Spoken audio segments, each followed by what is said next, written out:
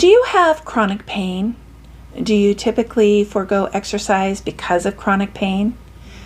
Did you know, according to Utah University, it's estimated that over 20% of American adults experience chronic pain.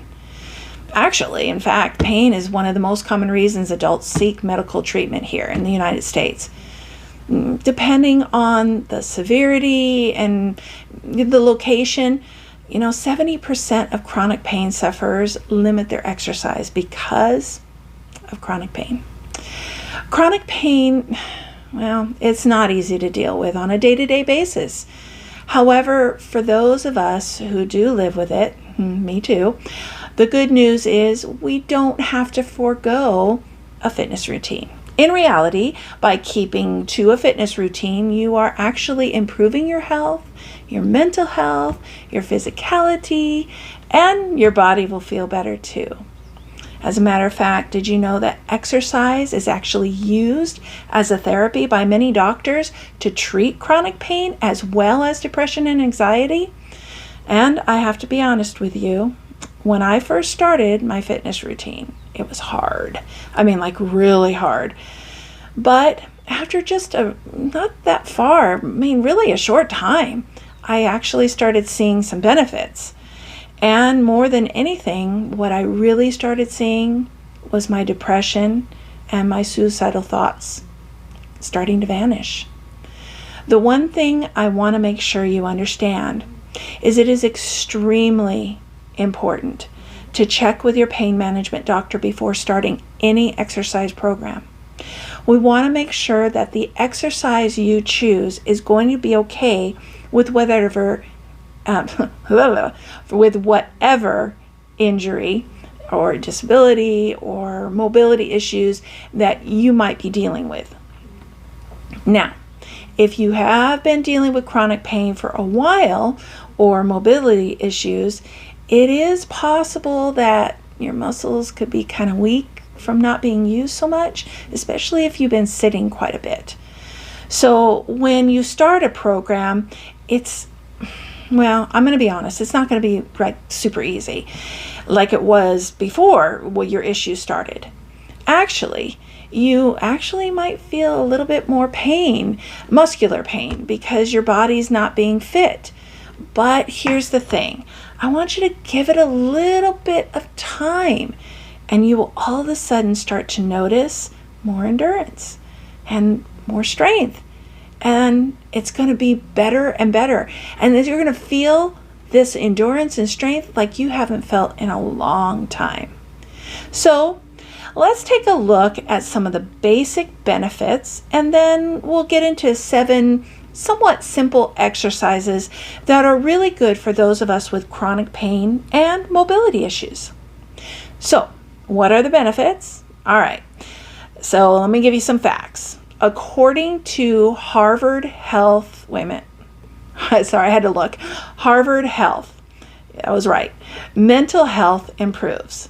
While we exercise, these endorphins are released into our bloodstream, and then these endorphins are kind of like our body's natural painkillers, sort of.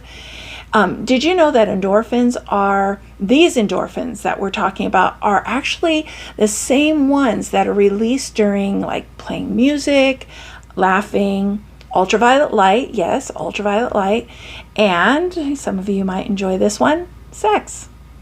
Harvard says endorphins are just one of 4 feel-good hormones, and the best way to describe it is a runner's high. So exercise. Next best thing. Also, Spine University says some of the benefits of exercising, even when you're in chronic pain, are exercise keeps your joints moving well. Now, this is especially important for patients that have chronic pain due to arthritis. And I have said this before in several of my videos, motion is lotion. All right. It also helps your muscles stay strong, which supports your bones, of course. And Exercising on a regular basis keeps muscles strong, which actually helps you with your daily basic needs, like regular life duties, like taking a shower, cooking, cleaning, maybe even some basic hygiene issues that those of us with chronic back pain, you know what I'm talking about, we have to deal with it. And of course, it can help to maintain a healthy weight. It can actually help you to lose weight and avoid obesity. Well, I can say that it has not helped me to lose weight, but I have maintained my same weight for over 10 years now, with maybe a fluctuation of 5 pounds or so, maybe during the holidays or whatever. So let's not just put all that aside yet, okay? It can help with losing weight as well. I think that some food issues have to get resolved there too. So let's take a look at 7 exercises that are good for people with chronic pain, mobility issues, and for some people that have handicaps. And of course, every body is different, and you have to take into consideration your area of pain or issue. So some may work better for you than others. And it's really going to be a matter of trial and error. And remember to always talk to your pain management doctor first. I know I'm harping on it, but it is important because we never, ever, ever want to overdo our bodies before we talk to our doctors, because our pain management doctors know us literally inside and out. All right, number 1, muscle strengthening. Now, according to Dr. Glass, I think it was, who happens to be on the Olympic team sports doctor. Can you believe that? Wow.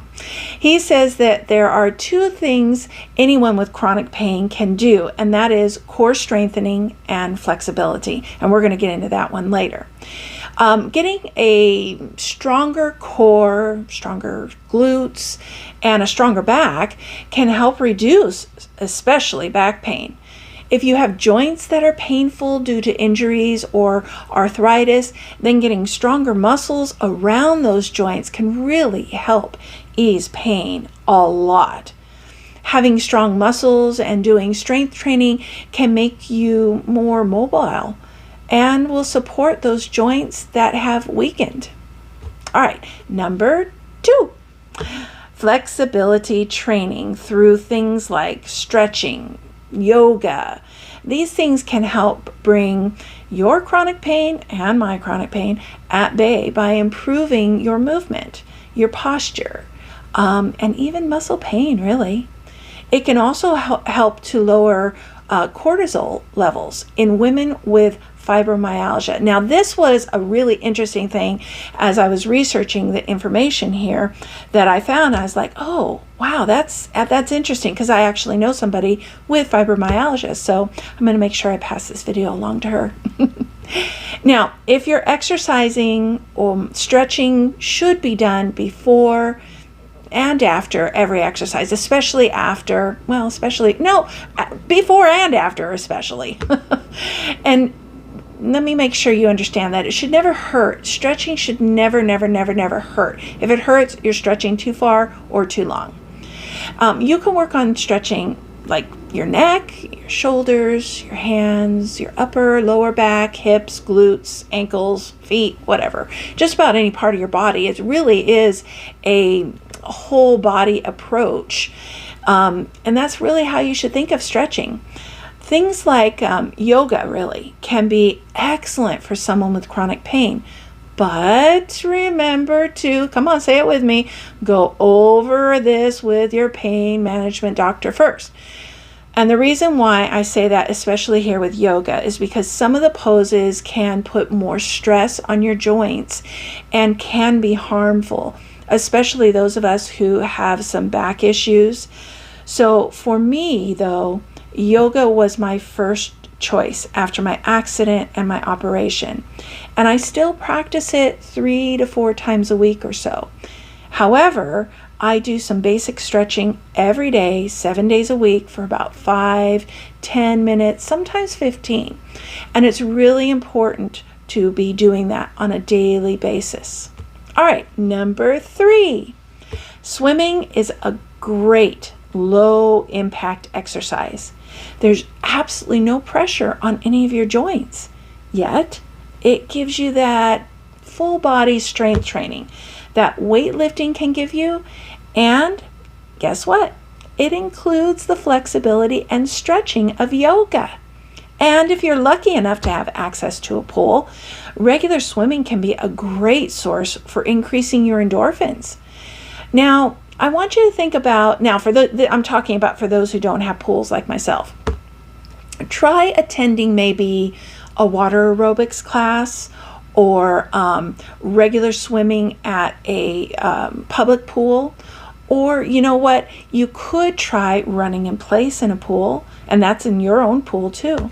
Later on, you can add weights to your legs and arms.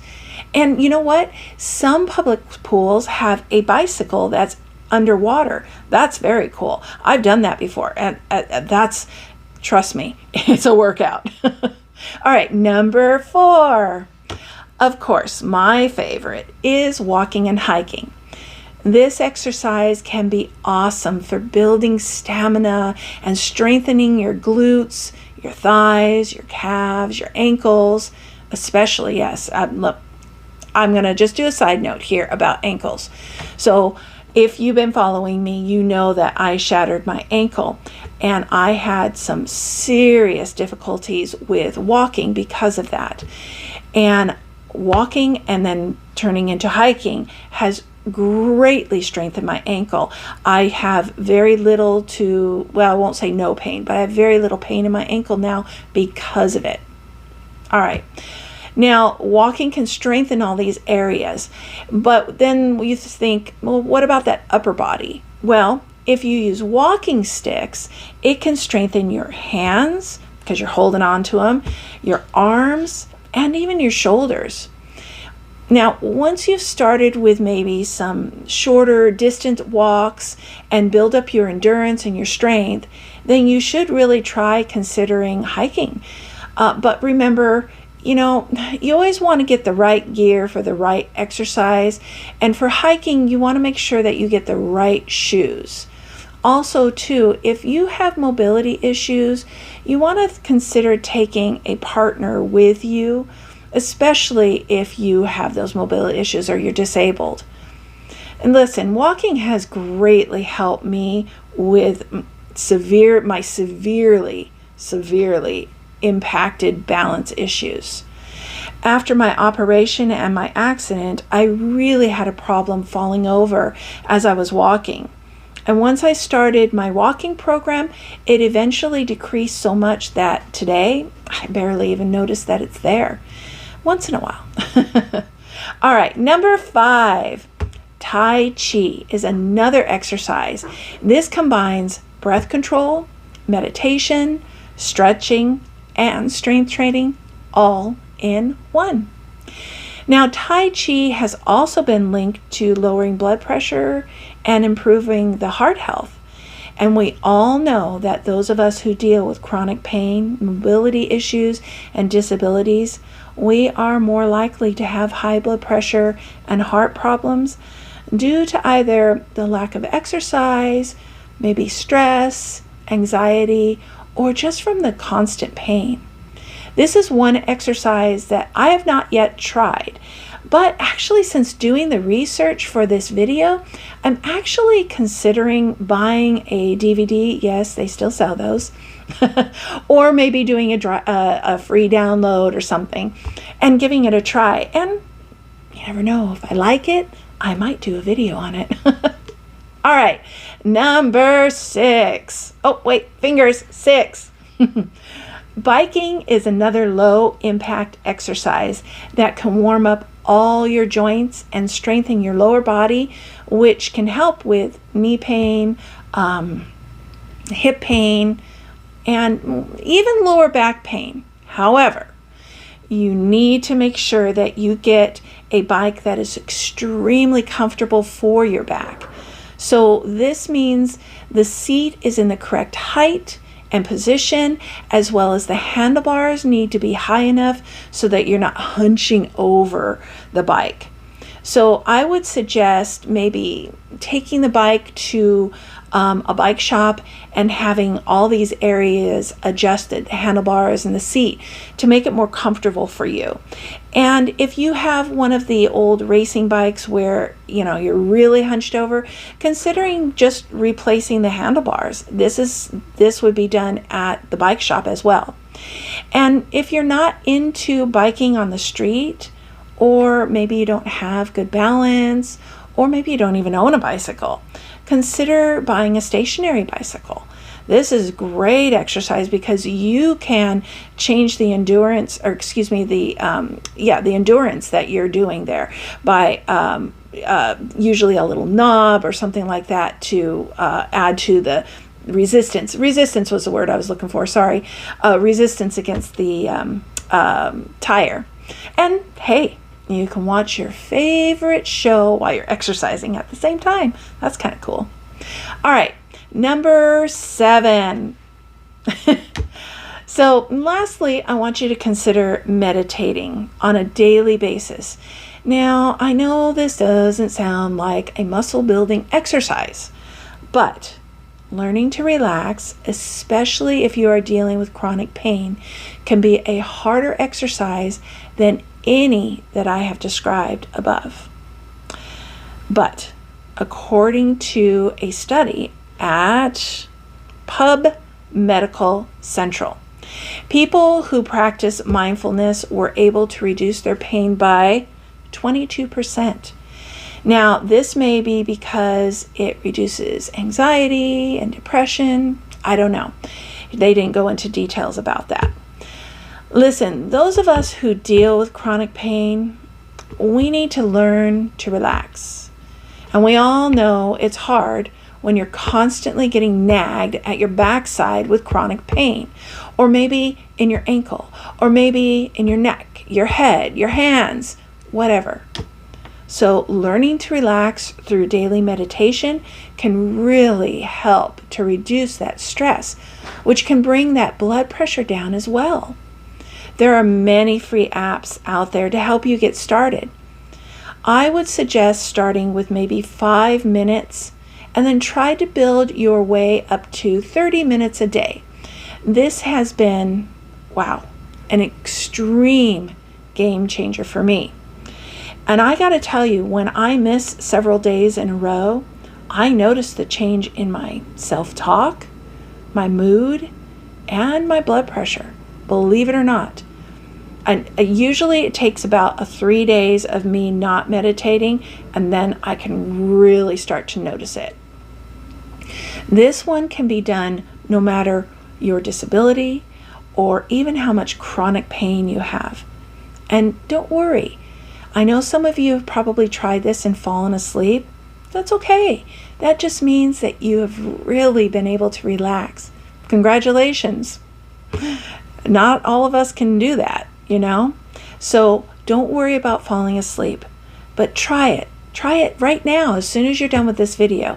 Just sit in your chair. You don't have to be lying down. You don't have to be on the floor. You can be in a bed. You can be on your couch. You can be in your chair. You can be standing, sitting, laying down. Doesn't matter. Just try it. Now, you have heard me before tell you how exercise has saved my life. I got to be honest with you. I don't know where I would be or how I would be if I never got off my butt and started back to exercising after my accident. It has helped me with my anxiety, my mood swings, my blood pressure, my pain level, my mobility issues, my balance issues, and it has really calmed down that negative self-talk. I feel better not only mentally and physically, but I actually feel better about myself. Yeah, that's actually one of the benefits of exercising. You start to feel good about yourself. Because we all know, those of us that deal with chronic pain, sometimes we don't feel so great about ourselves. I know having chronic pain and mobility issues and even a disability can be a pain in the gluteus maximus. But today is a great day to start with just 5 or 10 minutes of something.